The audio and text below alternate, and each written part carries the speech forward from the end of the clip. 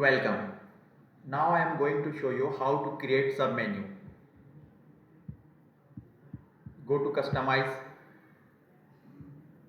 and scroll down. Click on menu. Click on currently set menu. Click on add items.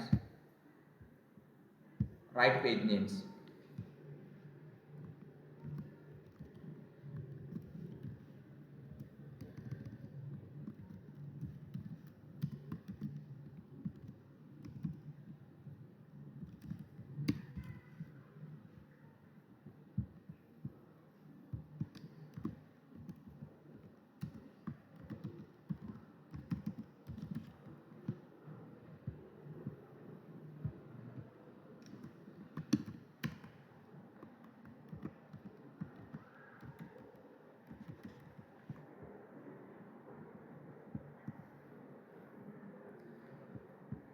Bring it to top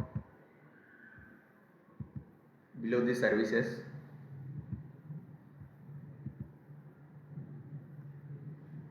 And bring it to little bit right side.